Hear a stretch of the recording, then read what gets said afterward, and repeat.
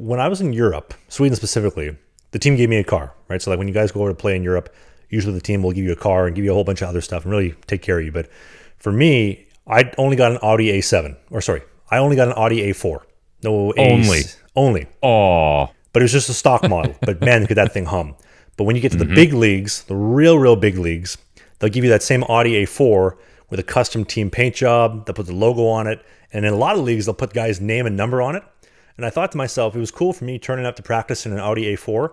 But I thought, wouldn't it be something? You leave morning skate at 1, and what the hell? That 28 Dave Wheeler car is just sitting outside of the Booty Shake Monday at the Palomino Club every Monday after morning skate until Tuesday morning. It's so odd. well, it's funny. I've had a handful of buddies who have gone over to play for the Red Bulls over in Salzburg, Austria, and they also realized very quickly that,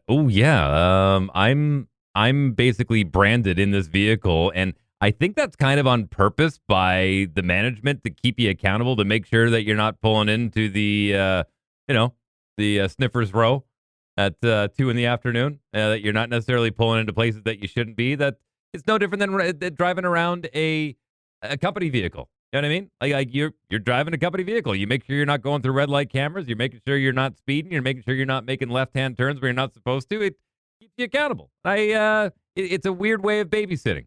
It's not a bad thing. That team wants to make sure that you're minding your P's and Q's. It's no different than when every year when we got handed out our team jackets. It was like, don't forget, every time you go out and you're wearing this jacket, not only you're representing you're representing our entire team. I remember those team jackets. You get it for the first time at like fresh leather. You know that smell you got when you got the jacket? And you just thought that you were the man walking into school, walking into wherever you were with those jackets on. They were pretty sweet. Yeah. Does that still exist, by the way, the whole culture of your girl gets to wear that if you're a varsity guy? That was kind of a U.S. thing. Like if you were a varsity sports player, your girl wore your jacket. Is that still a thing? Forgive me for putting my tinfoil hat on so early in the show, Dave, but believe it or not, I actually got 0 chicks when I was that age. But you at least saw it. My milkshake brought no boys or girls to the yard, even though damn right I thought it was better than yours. Well, in comparison to what you're driving now, which is the loser cruiser. The BMW, Bus Metro Walk, the old Fred Flintstone, yabba dabba do it anywhere I go. Well, look, I don't mind it, and I'm actually surprised that more mid-level leagues around North America don't do it when I find more of the European teams do. I just don't. Maybe it's a sponsorship thing. I mean, we're starting to see logos show up on NHL jerseys, and that was kind of came in because of COVID, because they weren't making money at the gate, and so they started throwing advertising on the helmet, advertising on the jerseys, and that hasn't gone away now that the COVID era is done. Fingers crossed. But over in Europe, that was always, I mean, they've got, I mean, it was more, even in footy, like, when you're watching soccer over there, they're not wearing their logo as the main big focal point of the jersey. It's your sponsor.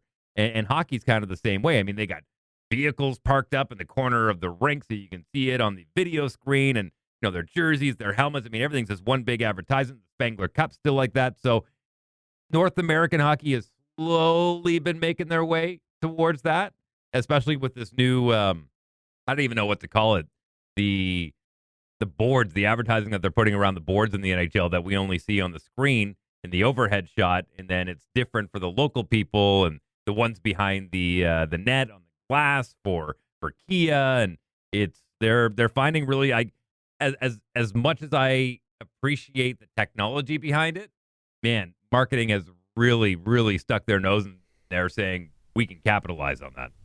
When you got to admit too, with the Toronto Maple Leafs, the whole like milk on the jersey and then Oreo on the helmet, that's got to be the greatest marketing collaboration of the year. Milk and Oreos, milk and cookies. No, that's not bad. There's a few good ones out there.